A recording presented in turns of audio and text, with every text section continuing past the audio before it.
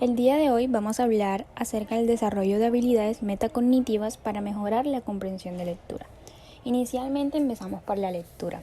La lectura es el proceso más importante de aprendizaje en el cual se utilizan un proceso fisiológico y mecánico que consiste en llevar la vista sobre las líneas escritas del texto identificando los símbolos que van apareciendo, y otro proceso de abstracción mental donde se provoca una actividad cerebral que consiste en elaborar el significado de los símbolos visualizados. Por otro lado, también se define como el proceso mental interno donde ocurre la comprensión del significado de esta palabra, que se le llama metacognición.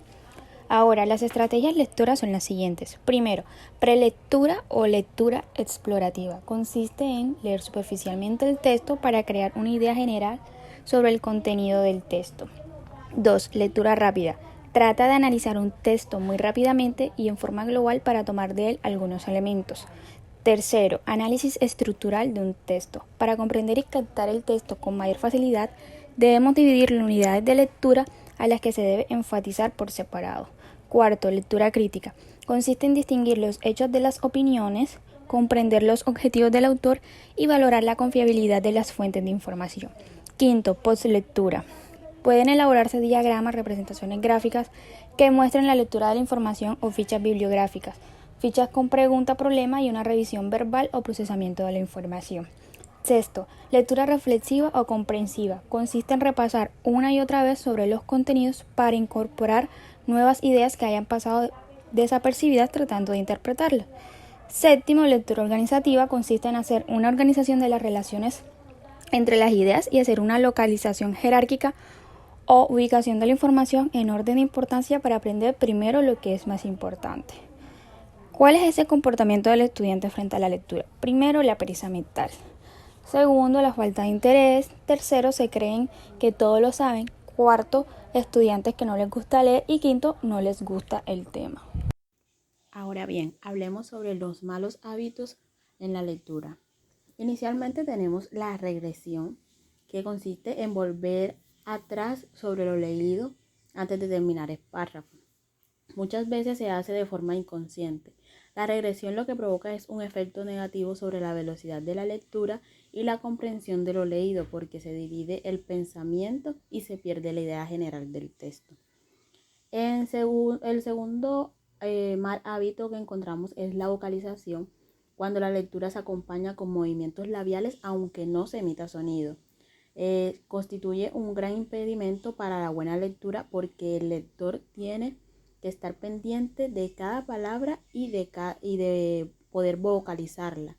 Y así se distrae y la atención es lo fundamental cuando se va a leer un texto. El tercer mal hábito es los movimientos corporales. La lectura es una actividad mental y todo movimiento físico es necesario. Lo único que se debe estar en movimiento en ese momento son los ojos porque es el órgano que se utiliza para la lectura. Hay algunos estudiantes que se balancean mientras leen o que se sirven del dedo para recorrer las líneas o adoptan una mala postura cuando el cuerpo debería estar relajado. Deben estar sentaditos, bien ubicaditos, o si van a leer acostados, bien cómodos para poder tener una buena concentración. Y por último tenemos el vocabulario deficiente, que siempre hay que tener claro que un buen lector tiene a la mano y consulta con frecuencia el diccionario. Si el vocabulario es deficiente o es escaso, habrá textos que le tocará descartar gran cantidad de palabras y expresiones que hacen que la lectura sea mucho más lenta. Bueno, por otro lado tenemos cómo evaluar las capacidades lectoras. Hay que tener claro que a la hora de evaluar la lectura se pueden diferenciar dos aspectos. Ambos son muy importantes y hay que tenerlos en cuenta en la misma medida a la hora de valorar la forma de leer. El primer aspecto es la velocidad lectora y el segundo es la comprensión. Bueno, en nuestra cultura la lectura se realiza de izquierda a derecha. En este proceso el principal órgano, como ya se lo había dicho anteriormente, es el ojo. Sin embargo, el ojo no se desliza de forma continua, sino que se mueve dando breves saltos. Esta breve denominación se le llama fijación. El buen lector hace fijaciones amplias, en cada una de ellas capta la claridad de 4 a 5 letras y percibe otras palabras que no están claras, pero en el cerebro sí reconoce y capta. Se trata de conseguir, por lo tanto, que el ojo capte en una sola fijación el número posible de palabras para poder hacer una buena velocidad.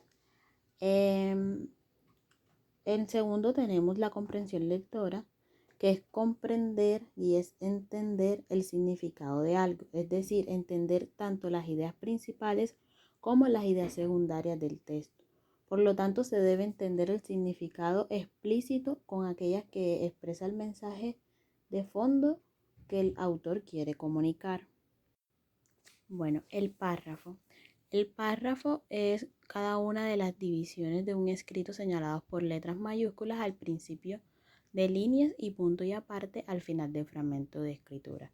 El párrafo se clasifica en tres, como lo es el párrafo deductivo, párrafos inductivos y párrafos diluidos. El párrafo deductivo, la idea principal, se encuentra al comienzo del párrafo. El párrafo inductivo, la idea central, se encuentra al final del párrafo. Y por último, los párrafos diluidos, la idea principal se encuentra en todo el párrafo. Bueno, la metacognición. Los procesos metacognitivos son actividades de autorregulación del sistema mental que van más ligada a la estrategia que al problema de control consciente, lo que quiere decir que es el uso de estrategias para controlar el aprendizaje y la comprensión en lugar del control consciente de cómo hace la mente para captar conocimientos y retenerlos en la memoria. Para los procesos cognitivos consta de 4 áreas, que es el conocimiento acerca del conocimiento, o sea, que es el conocimiento de sí mismo, y el control de los procesos cognitivos propios que tiene la persona que está leyendo. Una segunda área es el conocimiento acerca de las variables que afectan el sistema cognitivo, el proceso de aprendizaje y la solución de problemas. Una tercera área es el conocimiento de estrategia y por último la regulación de las cogniciones a través de la planeación, organización y la evaluación de resultados. La metacognición ayuda al lector a reconocer si lo que hace está bien o tiene dificultades para comprender la lectura. Esto es cuando vigila sus acciones o detecta la necesidad de usar una estrategia simple o ya sea compleja. O sea, esto va a depender del problema que tenga el lector para comprender el texto. Por ejemplo, hacer una pausa al momento de leer o volver a empezar o buscar ayuda en otro texto o buscar ayuda con otras personas. Todo va a depender cómo a la persona que está leyendo se le hace mucho más fácil. Las estrategias lectoras son planes que se utilizan para orientar el aprendizaje, planteando ya sea objetivos o criterios para juzgar su desempeño frente a un texto en específico. Bueno, dentro de los procesos metacognitivos también encontramos habilidades metacognitivas para mejorar la comprensión lectora. Estas habilidades que nos ayudan a controlar nuestros procesos de pensamiento o de aprendizaje, a tener conciencia de la utilidad o de la habilidad y comprender y a utilizar la información que necesitamos. Las habilidades metacognitivas se clasifican en 4, como lo es la planificación, el control, la evaluación, el monitoreo y el acceso. Encontramos primeramente la planificación, que esta habilidad involucra la selección de estrategias apropiadas y la del uso de recursos para la ejecución. Un ejemplo de esto podría ser un análisis del cual es la mejor estrategia para buscar la idea central del texto. La segunda habilidad es la del control, que aquí el lector verifica el resultado de la estrategia aplicada, revisar su efectividad, hacer una autoevaluación de cuando estamos comprendiendo o almacenando lo comprendido o recuperando la información que se tiene sobre el texto. Otra habilidad sería la de la evaluación, que se refiere a los procesos reguladores y del resultado de la comprensión y de nuestro aprendizaje.